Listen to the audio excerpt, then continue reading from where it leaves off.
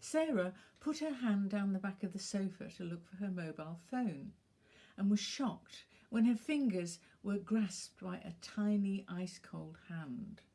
She shrieked, but it would not let go. With great difficulty, she drew her hand out and examined the tiny creature clinging onto it.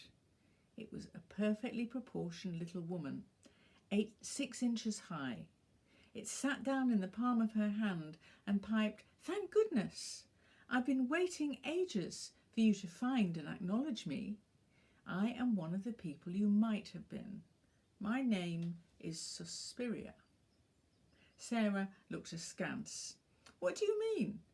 As far as I'm aware, my choices were rationally made. I don't think that I have any repressed desires." Suspiria replied, "There are hinges in everyone's life. Events after which nothing is ever the same again. Often you don't know how momentous they are. There have been several in your life. I come from that evening in Piraeus when you waved your lover goodbye from the quayside. If you had gone with him, you would have been me. But there are other moments too. Put your hand down the side of the sofa again." Frightened, Sarah did so and pulled out one little twirling mannequin after another. "If you had failed that examination on that hot afternoon, you would have been me. If you had answered back to your boss that April, you would have been me. If you had learnt Spanish instead of German, you would have been me. If you had not decided to be so tough, you would have been me." On and on they went, clambering out of the upholstery. There were so many of them. They danced over her body, and there wasn't a lot she could do about it without injuring them. They were, after all, her unasked questions, her unmade journeys, the songs she had not sung. She said, "What will it take to make you go down back into the sofa again?" With one accord, they cried, "We will go back if you come with us." "Very well," Sarah said. Suddenly, rather like the scene in Alice in Wonderland when she finds the cake saying, "Eat me," Sarah found herself shrinking fast, till she was the same size as her small interlocutors. They held out their hands to her, and she slipped down the side of the sofa with them. She was whole at last. What she was and what she might have been became sisters under the skin. She was in that dark world without either desire or regret. And it felt good.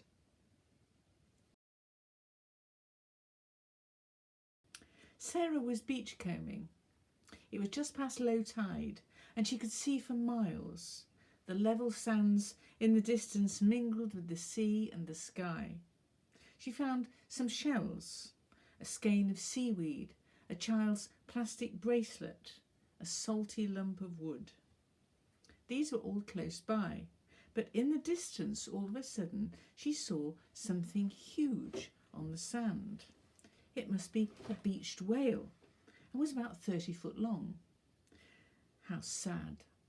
She set off at a trot to investigate. When she got there, she sank to her knees with shock. It was no whale at all, but a gigantic penis. She walked round it. The parts were all there, the frenum, the foreskin, the veins. No testicles. They must have been torn away in a storm, perhaps. Anyway, what was she to do? If it had been a whale, she might have alerted the authorities, tried to keep it alive with wet towels and wait for the turn of the tide. But wet towels didn't seem the right solution in this case. Without its owner, the penis could not survive, surely. And if it could, that was too frightful to contemplate. She walked round it again. It was indeed sad. Sarah had expected to be afraid of it, but curiosity was what she felt. She sensed a shift in the wind. It was now an onshore breeze, and the tide had been coming in for a little while. The penis lay on a sandbank. There was a rolling and a commotion in the water. The sea was bearing the thing away, but it might bear Sarah with it. It was a riptide. She ran with all her might towards the sandhills. Turning round, she saw the huge object start to float, making a roaring sound as it was dislodged from its bed.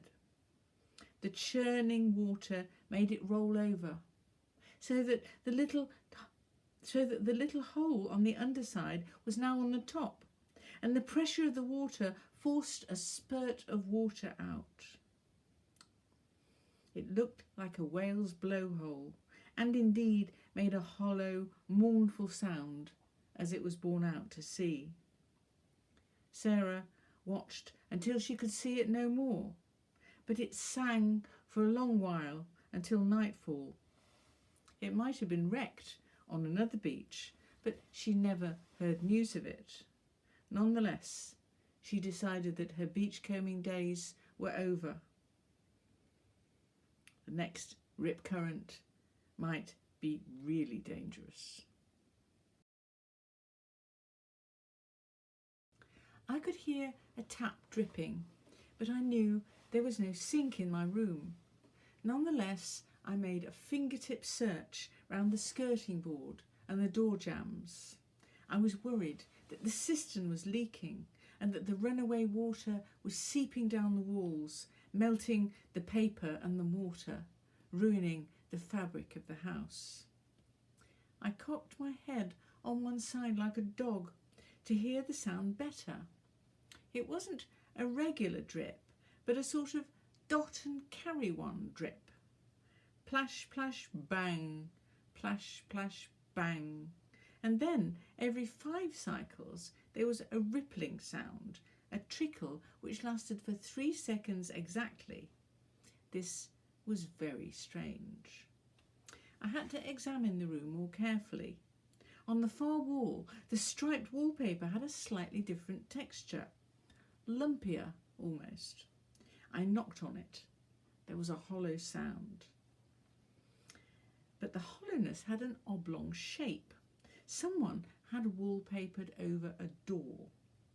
With a little knife, I traced the door's shape and cut round it. I ripped the paper off.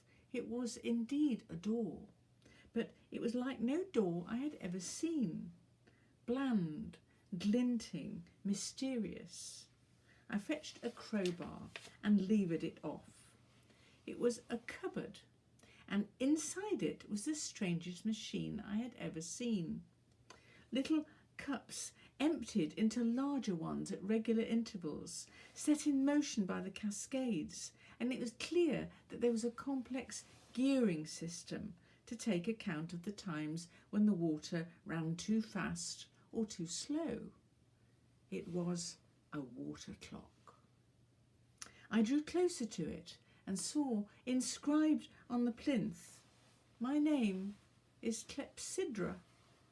Fear me. I know all. I bury all."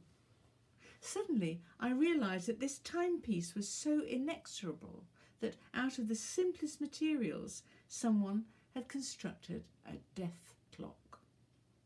The minutes were marked off. The hours, days, weeks, months, years.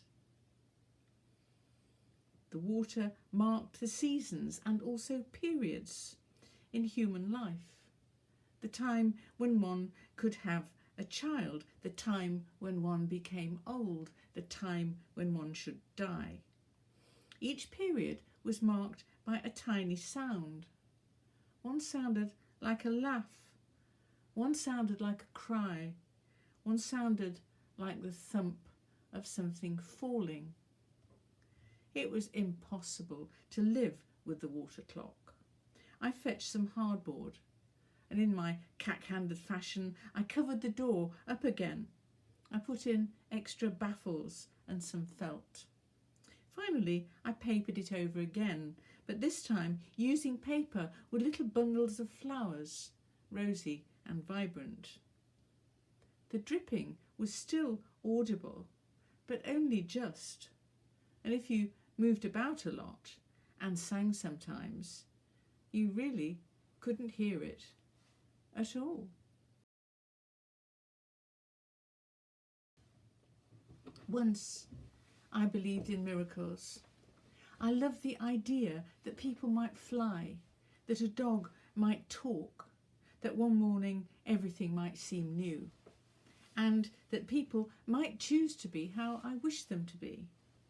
It was fun to suppose that one might get one's heart's desire simply by dint of wanting it enough. I discovered that there was a substance called miracle jam, which I alone could make. It was compounded of Mirabelle plums, small, lustrous fruit, pulsing with light, looking as if they had been bought at Goblin Market. They were mixed with sugar and spice, boiled and bottled. Glabrous the Mirabelles might be, transformative they certainly were. Once I could persuade people to eat the jam, all would be well, and for a while it was. But then my miracle jam started to fail. The effects were catastrophic. My dog, who had just begun to learn his alphabet and tonic solfa, relapsed into growls and whines. My nightly perambulations through the ether, I could swoop and glide through the air as soon as it became dark, now ceased with a bump, and I became bruised and earthbound. And my lover, who had been attentive and amusing, started to instruct me in a ponderous manner about how to write and to cook. A sprinkling of coarse hairs suddenly erupted and paraded down his nose like a sprig of holly on top of a plum pudding. My heart was in my boots. Was this how it was going to be for evermore? Was this what growing old meant? Something had to be done.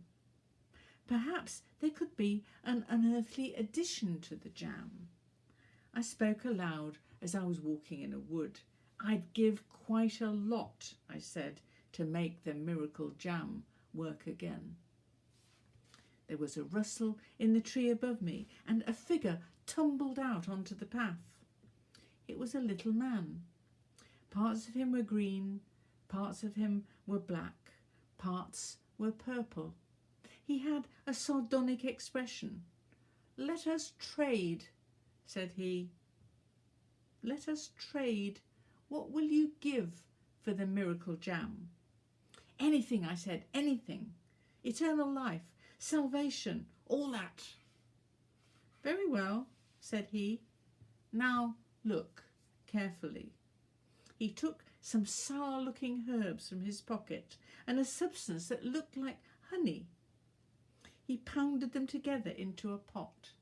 "Now cut your finger and let the blood run into the pot." I did so. To the mix he added fruits I had never seen before, some spittle, and finally his own blood, which was green. "Now," said he, "recite, 'The miracle is worth the sacrifice.'" I did so.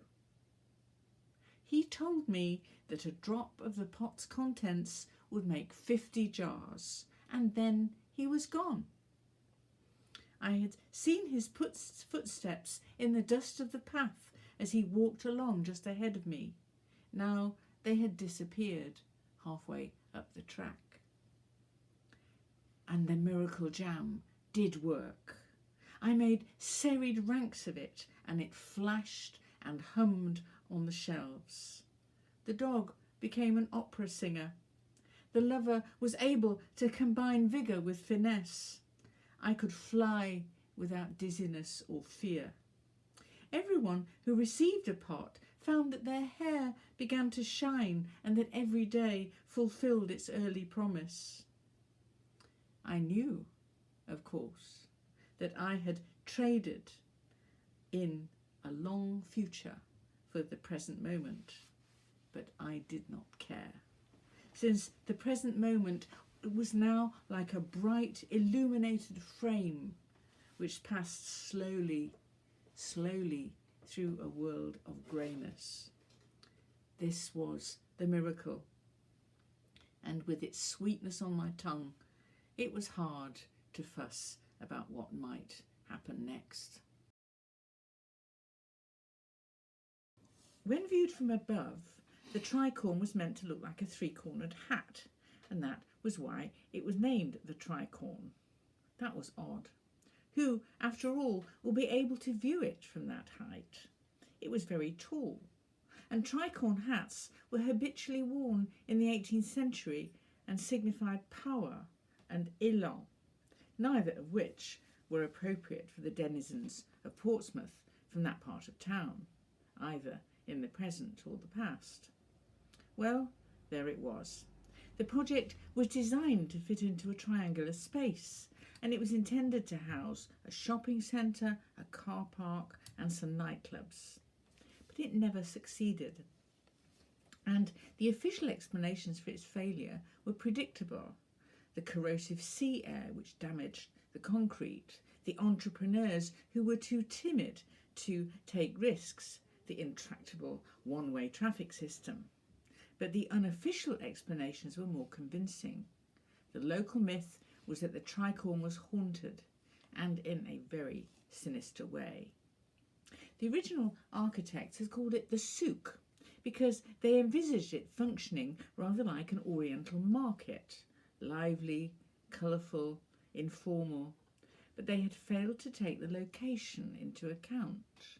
It was built on top of a bomb site, a place where hundreds of civilians had died in raids in World War II. In addition, it was hard by an ancient market called Charlotte Street, where the poor habitually shopped. And it was also close to Portsea, with its alleyways and morally dubious reputation. The tricorn was thus the central hub of a whole set of histories, or, to put it another way, it was the icing on top of a very indigestible cake. Soon after it was completed, people began reporting strange events there. Well, not officially reported, as they never reached the newspapers, but the culture of gossip in the town was powerful. And from the networks of family and social relationships, stories gradually emerged. Souk merchants were seen trying to set up street stalls, lentils, spices, perfumes. The merchants themselves were a little shadowy in that you couldn't see them properly in sunlight.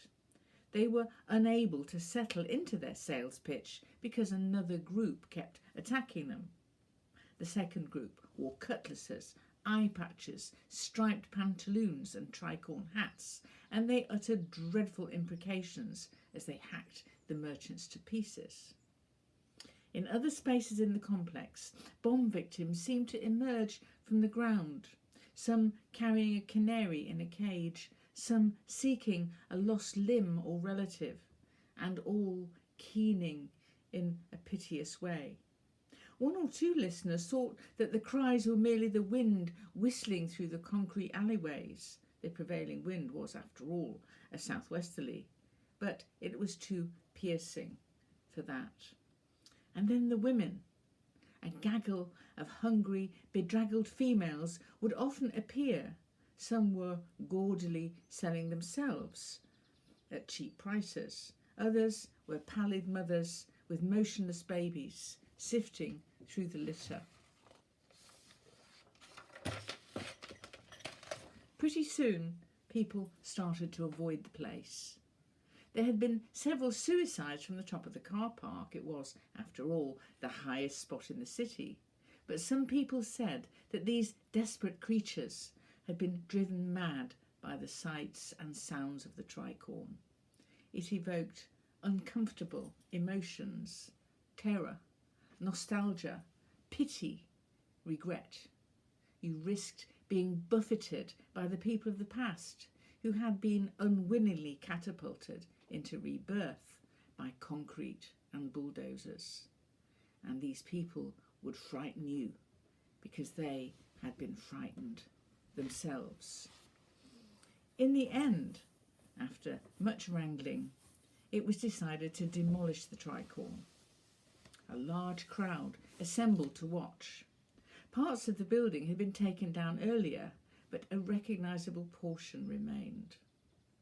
It was dynamited, and there was a hollow boom and a huge cloud of dust.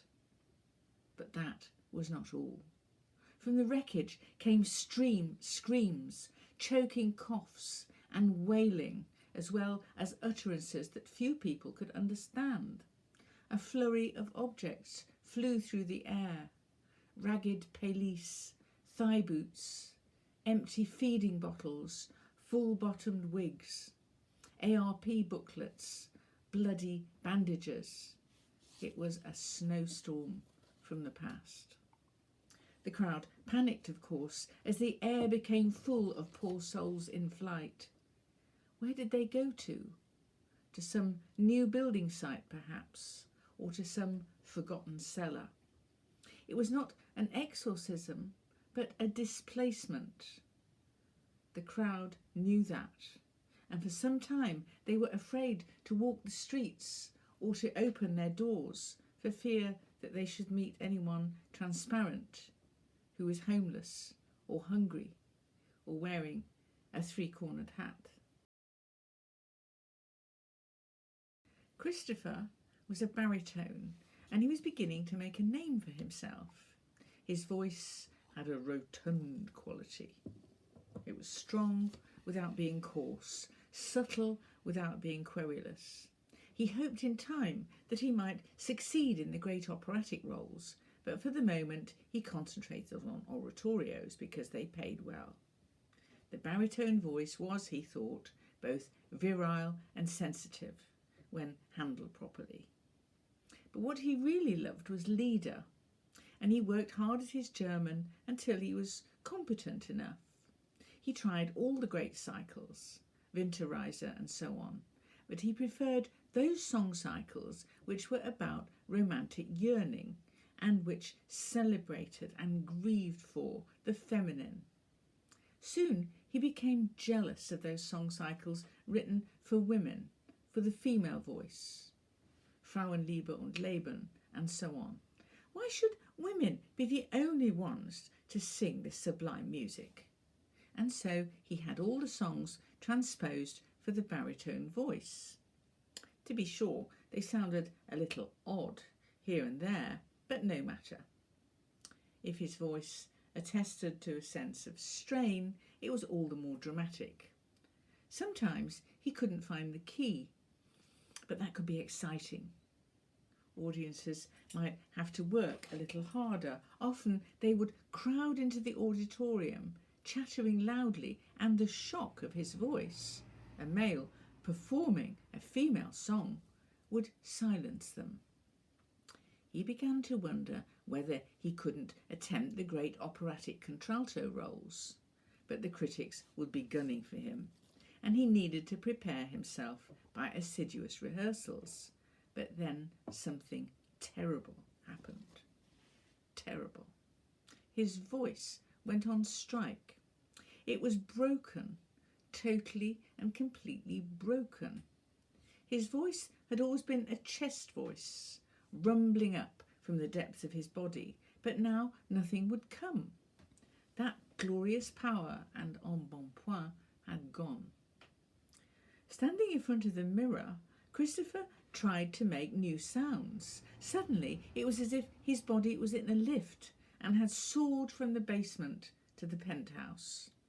A new voice came roaring out of his mouth, but it was a head voice, high, piercing, female and strong at the same time. Without wishing to, he had become a countertenor. This was alarming, as there was, to him at least, always the aroma of femininity about countertenors, or worse. He recalled that the countertenor phenomenon had originated with the castrati, boys emasculated in order to maintain their vocal purity and range.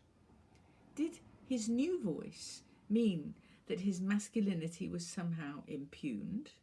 Was there a secret message being transmitted from his body? Christopher's first response was to grow a large, unambiguous beard. He would have to change his apparel, and he decided that to appear more manly, he would wear cowboy clothes, jeans, plaid shirts, leather chaps, Stetsons, high boots, and spurs. His musical technique was unchanged, though. He applied himself diligently to the countertenor repertoire and realised that it was demanding and varied. Moreover, there was a gap in the market. Most of the major countertenors were dead or retired, or else they were too expensive for the smaller venues to hire. Accordingly, his bookings flowed in thick and fast. There was always a gasp of astonishment when he strode onto the stage. The cowboy outfits led audiences to expect a number from Seven Brides and Seven Brothers or Oklahoma. But instead, this soaring, sweet, semi-feminine sound issued forth. It knew Italian. It was full of decorum. It had an undertow of rebellion. Christopher never knew why it had all happened. It might have been his hubris in stealing and adapting the female songs. Either his body or the music had taken its revenge. But his ambiguity, on stage at least, brought the profits rolling in. He just hoped that his voice box didn't decide to change into a bass. That repertoire was much more limited. Child's Play. This is based on a painting of somebody called Josiah Child, done by John Riley, and it's in the Portsmouth Museum and various other places. There are copies of it too. Child's Play. Well, here I am. I am Josiah Child. Once I was as alive as you. But the difference between us is this, that I will always be here because I am made of canvas and oil paint. You will be gone in, 10, 20 years? I was important enough to immortalise. You are not. And so that gives me an advantage. I admit that the painter John Riley, whose work I will permit you to admire, had some skill. He was good at texture. The lace jabot, the silken sleeves, the cascading curls of my wig. He cost me a great deal of money to employ, and I had to urge him to conceal as much as he revealed. The furniture had to display very little, so that my flesh could display more by contrast. These pale hands have never done a day's physical labour, and my fingers are tapered like a lady's. Of course, there is blood on them, but it cannot be seen by the naked eye. My face, too, conceals more than it reveals. My lips are soft, my cheeks are round, but I am no woman. I am ruthless in commerce. Mercantilism gives me more pleasure than love. Everything can and should be bought and sold. The trick is to cast an air of decency over its stratagems. It suits me to appear malleable, but behind my back they call me the despot of Leadenhall Street. I headed up the East India Company. The best days were when the boats drew into port. I would walk down the cobbled streets and be assailed by the perfumes which rose up from the hold. Sweet, sour, pungent, melancholy. I love the scent of cinnamon in the mornings. It smells of victory. To be sure, slavery, beatings and exploitation did take place, but the spices hung over such ugly but necessary scenes and beautified them in a way. The red gold cloud made us see the horrors less acutely, and after all, a little nutmeg, a few cloves will sweeten the sourness of our desires to own things, to crush things, to devour things. And there is the rub. Plants and people have an inconvenient habit of dying if they come from the wrong clime. The fair sex now, they are other than us and inhabit a different air. One wrong word, one misplaced gesture, and they will sicken and die. I have been very unfortunate in my wives. Hannah, Mary and Emma served under me, gave me children, but each in turn wilted and died. They did not understand that there should be a free trade of the female body, and that there are certain pleasures to be derived from being in thrall. They were my empire too. I sit alone now and look out at you. I would like a new wife. Listen, fecund, moist, submissive. You could be my newfound land. Reach out your hand to me. Step into this frame. You might live forever. That year, Sarah decided to avoid the expense of a shop-bought Christmas tree. She would source one from nature. Accordingly, she trudged on her own into the forest, dragging her toboggan behind her, and she received some strange looks, as there was no snow. At last, deep in the woods, there it was, the ideal tree. 3 feet high, sturdy, with a strong trunk and plentiful needles. Perfect. She dug it out.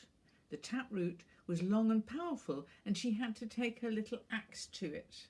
She fancied that she heard something like a groan as she chopped the root and pulled the tree from the earth.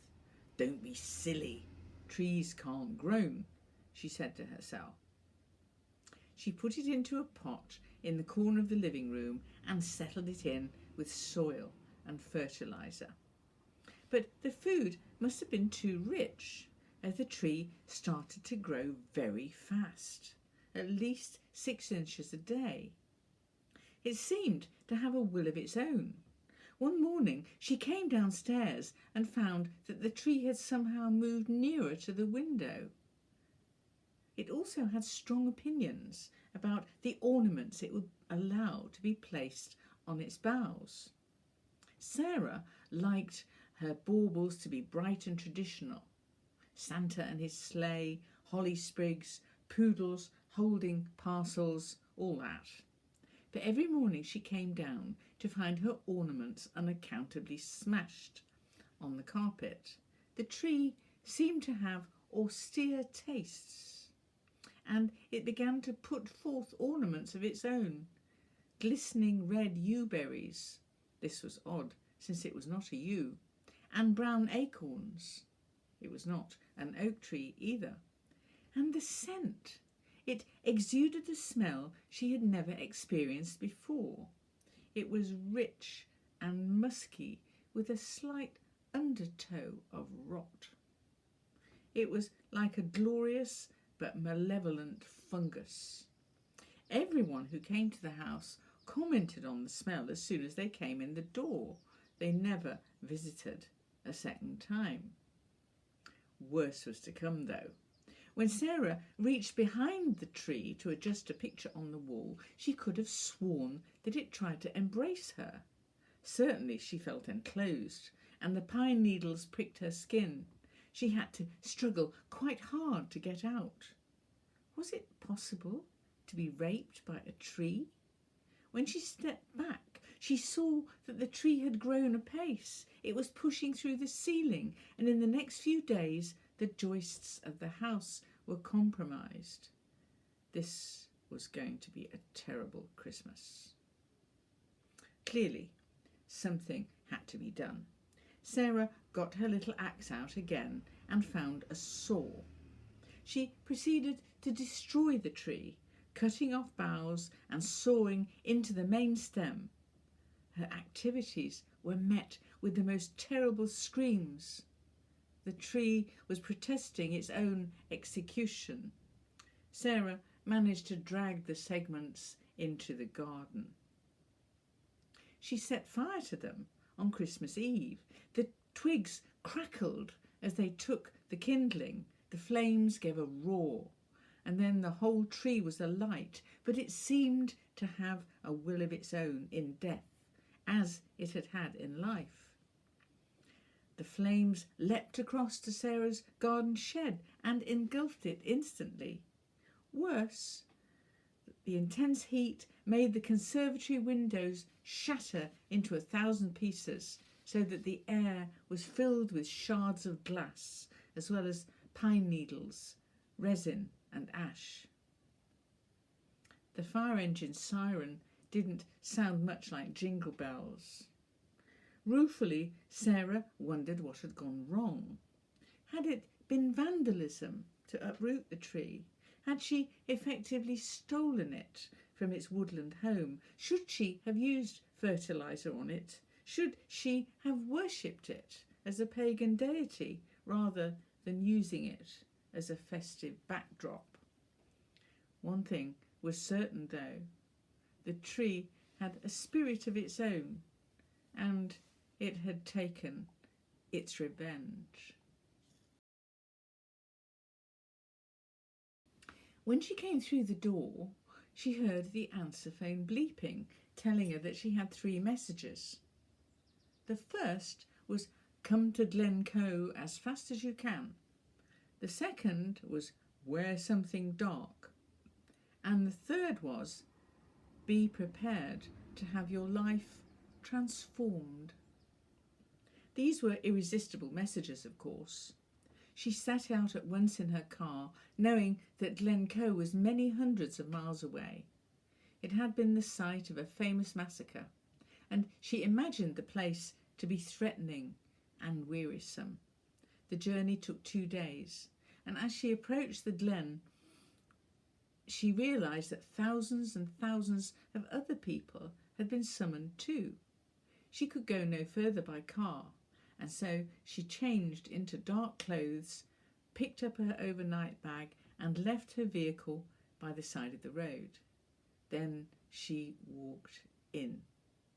It was a long way, and she saw from afar that the floor of the glen itself was crammed with people, so many that the foothills were crowded with them too. Her bag was too heavy, so she left it hidden under a bush. When she arrived, she was still on the edge of the crowd.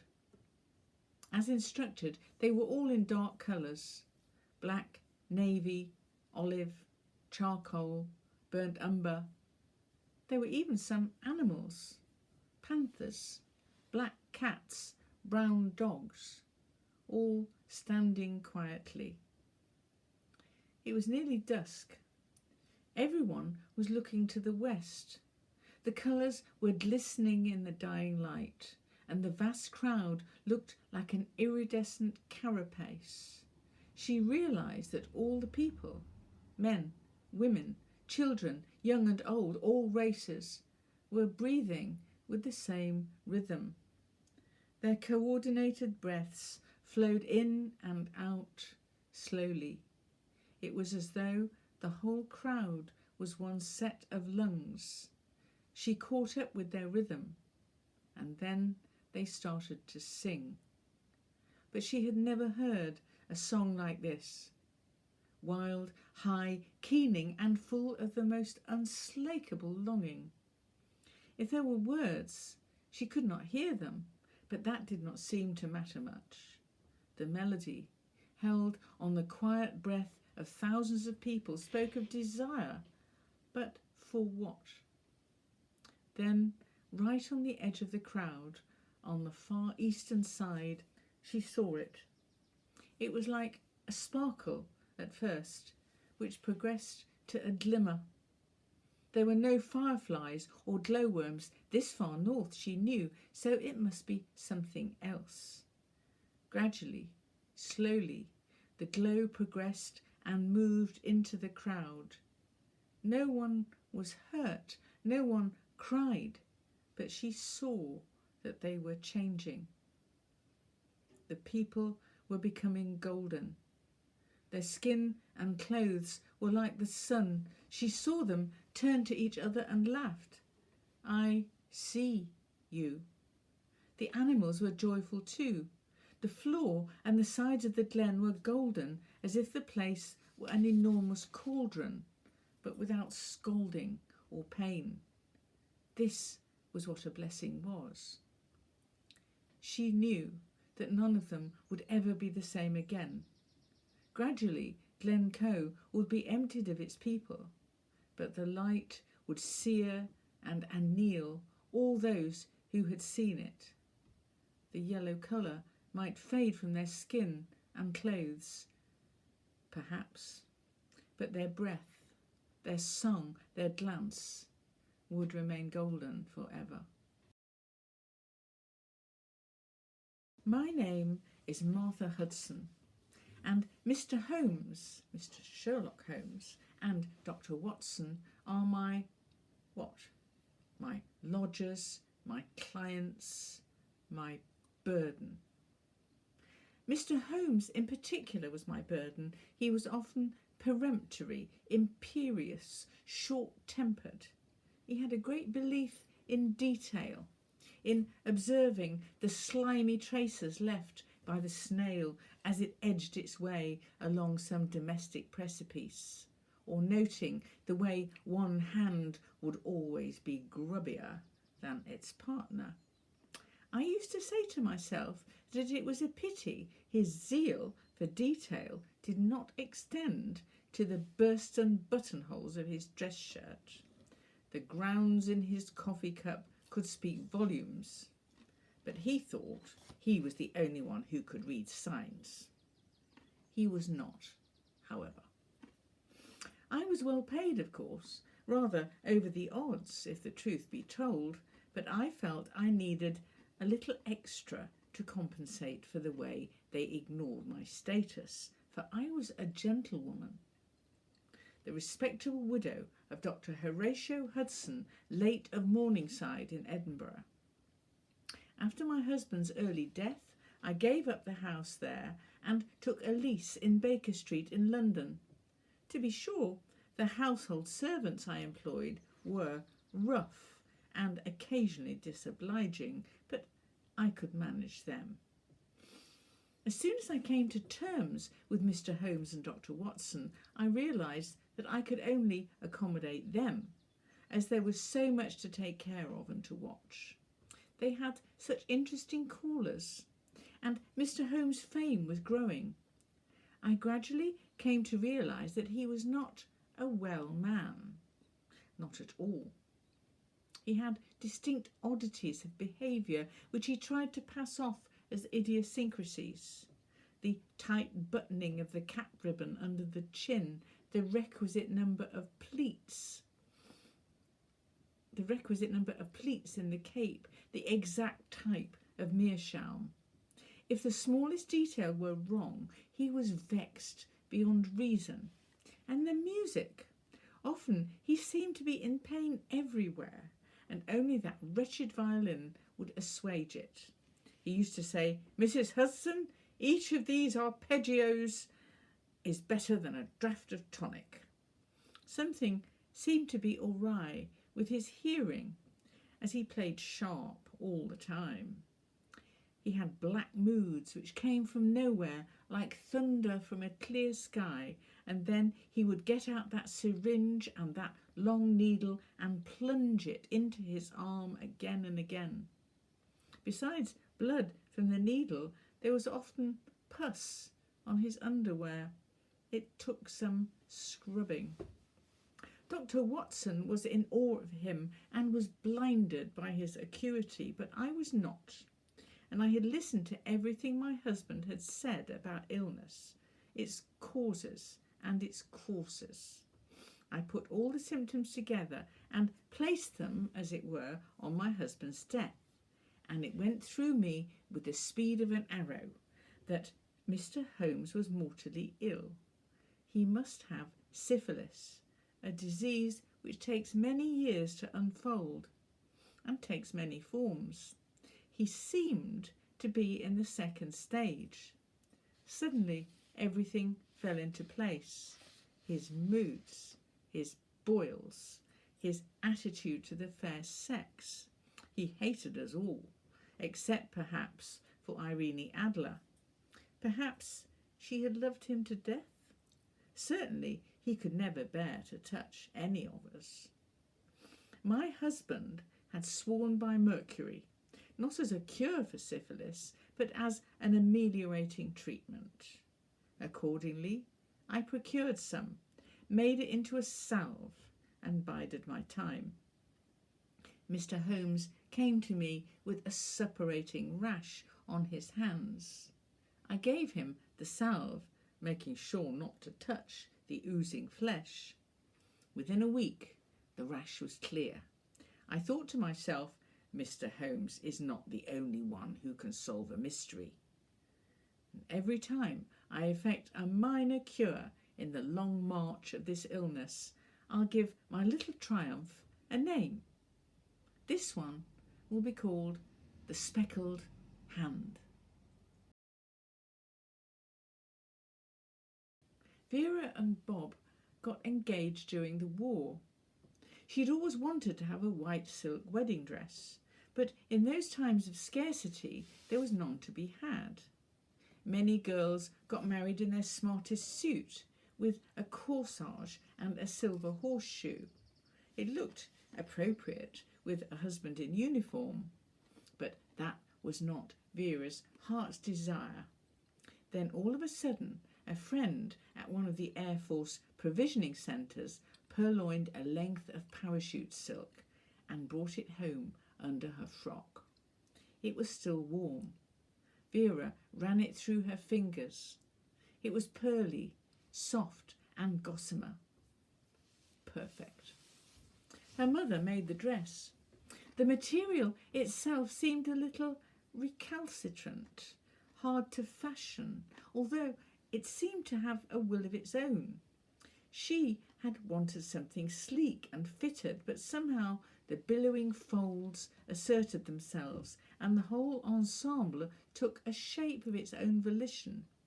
There were tucks and frills and peplums, so that Vera, who was a tiny thing, looked almost lost in it, like an insect in the centre of an enormous cabbage rose. The wedding day dawned, and Vera and Bob went to church. The ceremony was quick but heartfelt. During the service, the dress seemed to rustle unconscionably. They walked back down the aisle, and Vera thought to herself that she would never be so happy again. This turned out to be the case. When they came out of the church, an enormous wind had got up, and they all struggled to remain upright. The wind seemed to be making a beeline for Vera, and it buffeted the enormous frock. All of a sudden, she felt very light on her feet. But she was not dancing. She was flying. The wind took the silk and whirled Vera up into the clouds. She was never seen again. Bob survived the war, even though Vera did not. He liked afterwards to tell the tale of the sky-born bride and the vengeful parachute. But few people ever believed him. My grandmother Florence told me that you could always recognise people by their cough. There's no mistaking that, she would say. It's the one thing you can't disguise. I asked her how she knew with such certainty, so one day, as a bedtime story, she told me. It was during the blackout. There was no street lighting and all the windows had black blinds or curtains. People walking about had dimmed torches. The streets were thronged that night. A delicious, dangerous anonymity was in the air. You might be anyone. You might love anyone. After all, if you might be blown to bits, what was the harm in a little dalliance with a stranger? But she was looking for her husband. It was a bad marriage, but it was all she had ever known. She paced the roads looking for him. He was late. Then suddenly she heard a cough. It was him. His name was Francis, but he was always called Chum. Chum, she called sharply. Chum, is that you? He loomed out of the blackness, and she saw dimly that he had a woman in tow, younger and prettier than she. He said, "Look, you might as well know. This is Vera, and we're going to get married after the war is over." All she could think of to say was, "I knew you by your cough." After the war came the court, the divorce, the bitterness, which lasted a lifetime. Florence began to compile a taxonomy of coughs. The nervous one, which presaged a demand for money owed. The rasping one, which belonged to the angry butcher. The hollow one, which recalled a long stay in the sanatorium. She could foretell the arrival of the rentman and the tallyman by their coughs as they walked up the entry. As she became older, Florence began to hear a new cough, and it belonged to no one she knew. It was a fruity, loose affair, and sounded as though it were streaked with blood. It was not a polite or an apologetic cough. She said she could hear it in the eye of her mind. "I know who it is," she said one day. "It is Mr. Death." He did come for her, as he comes for us all. And now, every time I hear a cough, I think it might be him. If the cough is raw or bloody, I am afraid. If it is mixed with laughter, or if it is a little staccato, then I know it is nothing. Nothing. For the moment.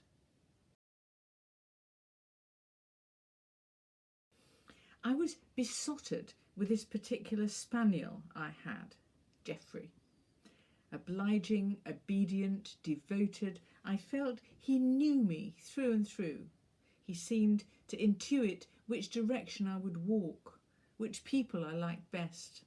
His fallback position one of doleful tolerance. I loved Geoffrey with all my heart, or as much of it as I could spare. Sometimes I wished he could speak, and I would imagine the high-flown conversations we'd have. We'd pat the ball of dialectics to and fro between us, arguing through points about politics, art, food. We'd only disagree enough for it to be stimulating.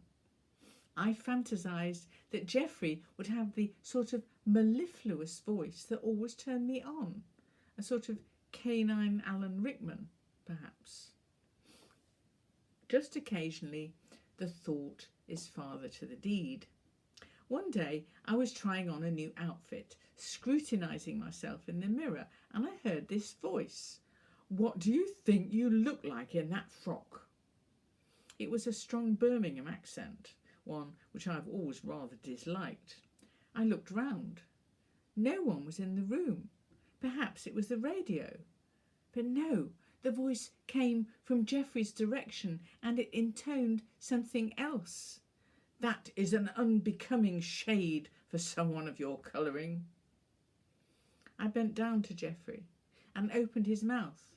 Teeth, tongue, lips. There was no speaking mechanism. How could I have been so silly? But then the voice came again. It was clear through some magical means that Geoffrey had been able to communicate with me through the ear of my mind, as it were. I squealed, "Geoffrey, is that really you?" The voice replied, "Yes, and I've been waiting long enough for you to hear." At first, I was overjoyed at all my favourite's utterances. He did indeed love me and told me so all the time.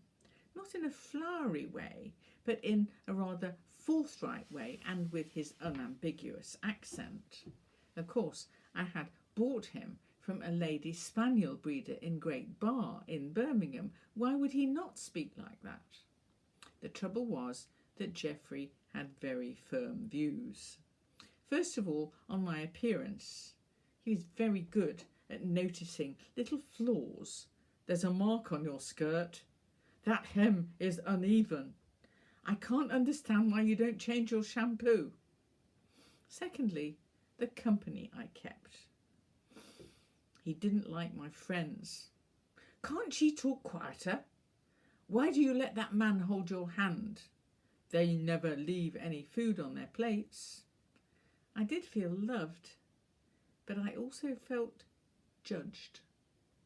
Really, Geoffrey only wanted walks, dinner, and me.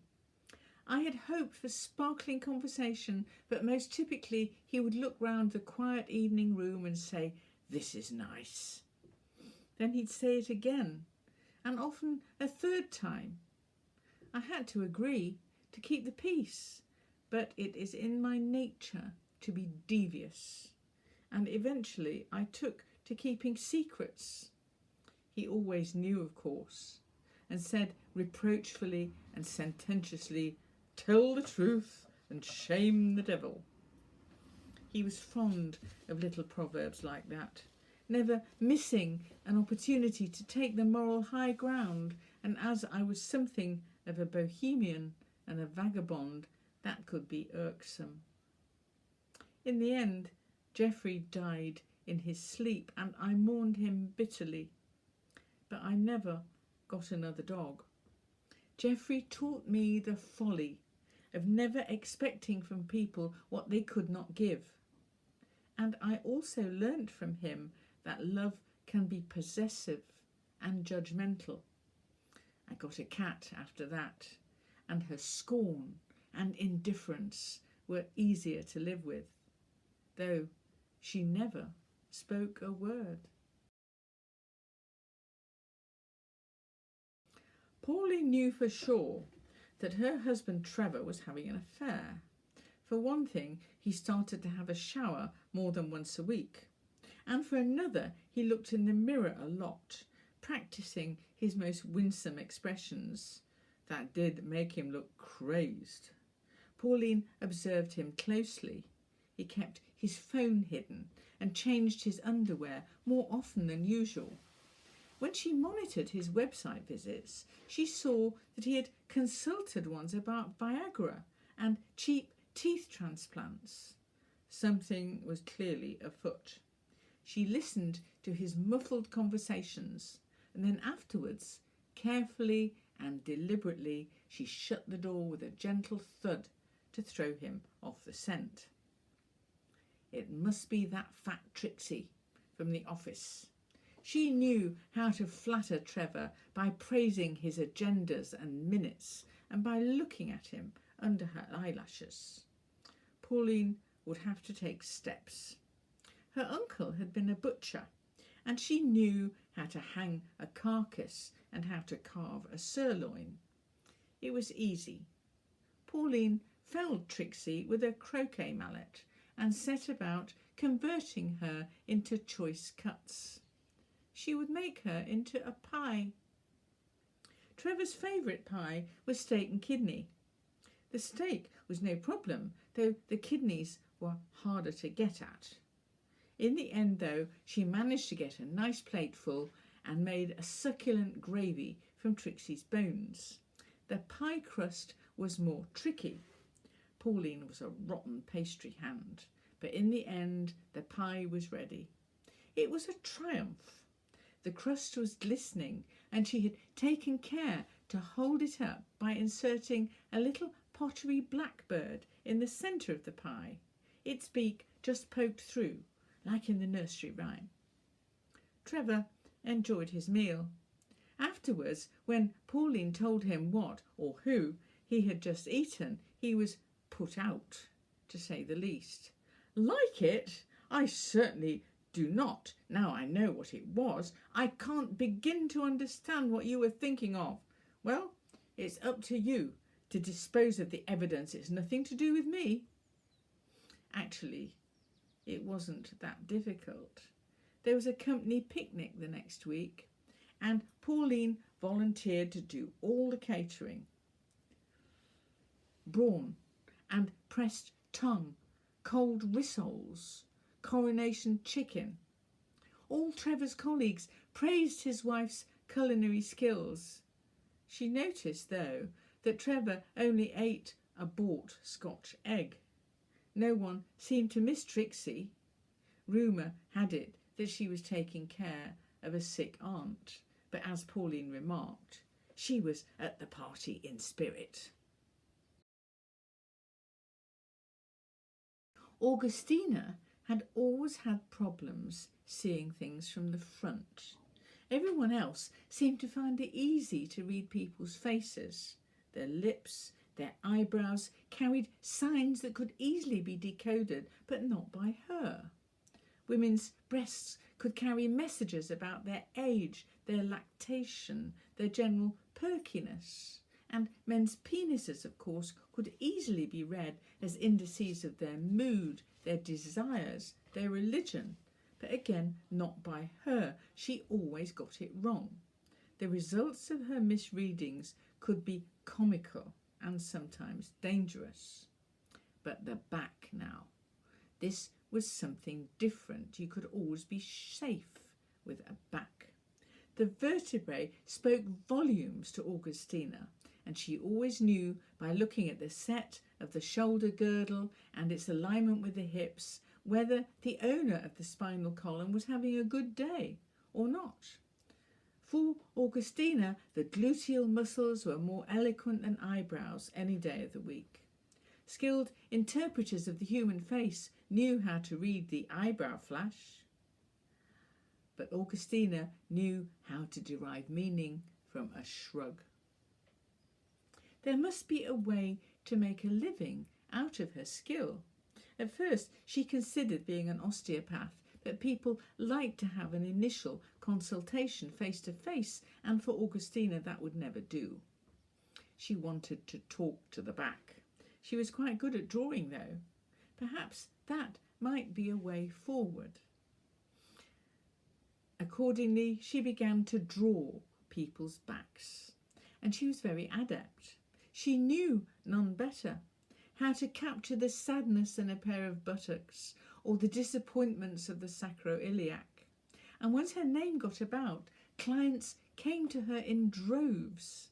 They sat on chairs, they reclined on couches, they looked backwards over their shoulders. That was just about okay. And Augustina soon became known as the Queen of the Spinal Column. Much could be adduced from the back and much could be hidden by it, and her works of art began to function as riddles and talking points in polite society. There were some further possibilities, of course.